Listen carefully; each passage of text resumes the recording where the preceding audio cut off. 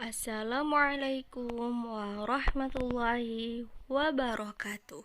Di sini kami dari kelompok 6 akan mempresentasikan hasil kerja kelompok kami yang berjudul Pengelolaan Lingkungan Belajar, yang beranggotakan ada Arini MH Balkis dengan NIM T2019-4014. Yang kedua ada Nabila Nur Indah Restari dengan NIM T2019-4024. Assalamualaikum warahmatullahi wabarakatuh. Perkenalkan, nama saya Nabila Nur Indah Restari, NIM T2019-4024. Di sini saya akan menjelaskan tentang pengelolaan lingkungan kelas. Pengertian pengelolaan berasal dari kata kelola yang memiliki arti ketatanegaraan, tata pemimpinan, atau manajemen. Menurut Suharsimi Arikunto, pengelolaan adalah pengaturan atau penataan suatu kegiatan. Lingkungan merupakan sumber belajar yang berpengaruh dalam proses belajar dan perkembangan anak. Lingkungan belajar adalah tempat berlangsungnya kegiatan belajar yang mendapatkan berpengaruh dari luar terhadap keberlangsungan kegiatan tersebut. Jadi, lingkungan belajar adalah suatu tempat yang berfungsi sebagai wadah atau lapangan terlaksananya proses belajar mengajar atau pendidikan. Tanpa adanya lingkungan, pendidikan tidak dapat berlangsung. Selanjutnya, adapun konsep pengelolaan lingkungan belajar. Yang pertama, pengelolaan peserta didik. Perlu ditegaskan tentang penggunaan ruang belajar dan tata tertib dalam pelaksanaan pembelajaran, maka aturan-aturan sekolah pun terikat dengan pengelolaan peserta didik agar proses pembelajaran belajar berjalan secara efektif dan efisien. Selanjutnya, pengelolaan ruang belajar. Dalam pengelolaan lingkungan belajar ini, guru mengatur ruang belajar sesuai dengan karakteristik mata pelajaran. Ruang belajar harus memiliki pembelajaran yang mendukung proses pembelajaran. Dapat disimpulkan, guru mempunyai wewenang dalam pengelolaan lingkungan belajarnya, sehingga guru terlebih dahulu dapat menyiapkan bahan ajar sebelum pembelajaran. Selanjutnya, pengelolaan pembelajaran dilakukan dengan cara team teaching, yaitu suatu sistem pelayanan di mana guru mengelola pembelajaran dengan baik dengan materi yang sudah disampaikan guru, seperti pembelajaran diskusi kelompok. Yang terakhir, pengelolaan penilaian peserta didik dilakukan untuk mengukur proses dan hasil pembelajaran. Penilaian dilakukan saat untuk menilai kemajuan belajar peserta didik. Penilaian ini meliputi penilaian kognitif, praktik, dan sikap seorang siswa. Sedangkan hasil penilaian ini digunakan sebagai dasar untuk mengukur kemampuan peserta didik. Selanjutnya, tujuan pengelolaan lingkungan belajar. Ada 3, yaitu yang pertama, mewujudkan situasi dan kondisi kelas. Yang kedua, menghilangkan berbagai kehambatan yang berada di lingkungan belajar yang dapat menghalangi proses interaksi belajar. Yang ketiga, menyediakan dan mengatur fasilitas serta sarana atau alat peraga belajar. Oke, baik, di sini saya akan melanjutkan presentasi dari presentator pertama. Saya akan menjelaskan tentang prinsip-prinsip pengelolaan lingkungan belajar. Prinsip-prinsip pengelolaan lingkungan belajar ini dibagi menjadi 5. Ya, yang pertama adalah hangat, akrab, dan antusias. Apa sih maksud dari hangat, akrab, dan antusias ini? Adalah kondisi belajar yang hangat, akrab, kemudian antusias merupakan kondisi yang diharapkan oleh guru ataupun siswa.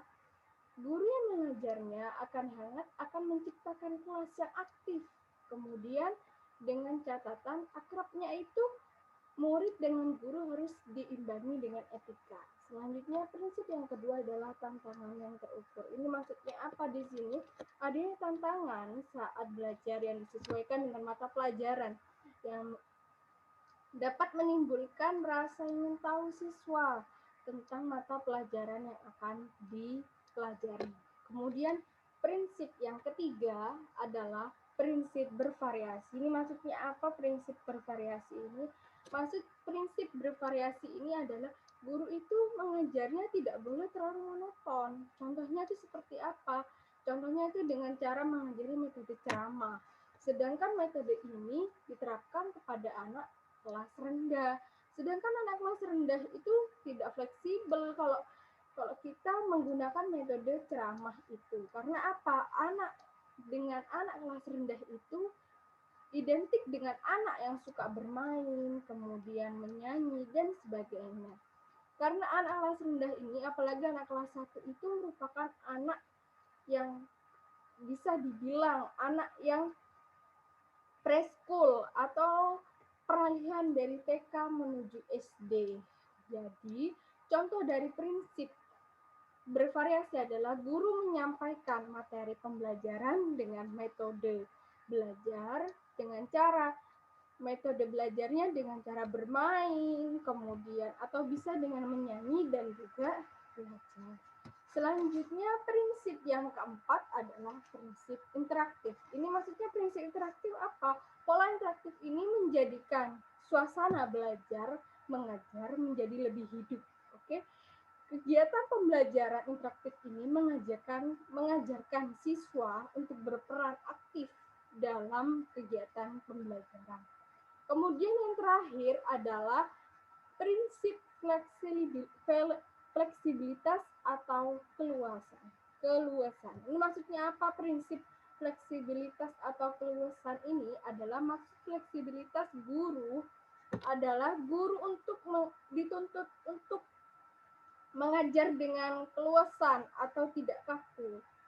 Guru menjadikan kelas menjadi nyaman dan guru memberikan kesempatan kepada siswa untuk menyampaikan pendapatnya tentang materi pembelajaran yang akan disampaikan atau yang akan sedang dipelajari oleh siswa.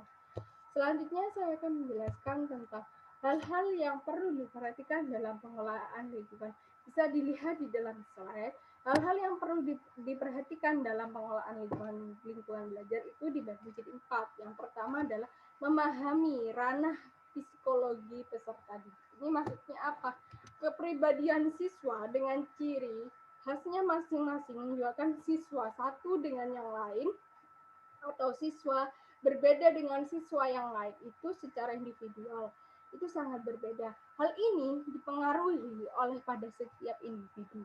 Selanjutnya, hal-hal yang diperhatikan dalam pengelolaan lingkungan belajar yang nomor 2 adalah memahami sifat yang dimiliki oleh siswa. Ini maksudnya apa? Suasana pembelajaran yang diiringi oleh pujian oleh guru terhadap hasil karya siswa mereka, maka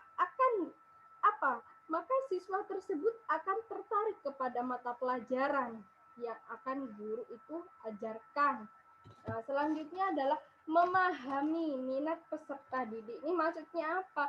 Memahami minat peserta didik ini jadi kita itu sebagai guru harus mengenal minat peserta didik karena mereka akan merasa senang dengan materi pembelajaran yang akan disampaikan. Kemudian apalagi dengan materi tersebut yang sangat sesuai dengan minat dan juga passion mereka. Mereka akan, dan ini merupakan ada hubungannya dengan tugas-tugas yang akan diberikan oleh guru. Jadi contohnya seperti minat anak itu lebih kepada matematika gitu misalnya. Kemudian anak itu senang dengan mata pelajaran yang akan disampaikan oleh guru matematika tersebut gitu. Jadi guru tersebut tidak monoton saat belajar, mengajarkan kepada siswa seperti itu. Selanjutnya, hal-hal yang diperhatikan dalam pengelolaan lingkungan belajar yang terakhir adalah memahami latar belakang peserta didik. Jadi kita sebagai guru harus memahami latar belakang peserta didik ini. Memahami latar belakang peserta didik ini adalah membantu guru dalam melaksanakan kegiatan belajar dan mengajar atau KBM. Namun perlu diingat bahwa hal ini mestinya tidak membuat guru untuk mengungkapkan sesuatu yang tidak disukai oleh siswa. Sekian dari kelompok kami. Semoga bermanfaat. Salam sukses untuk kita semua. Wassalamualaikum warahmatullahi wabarakatuh.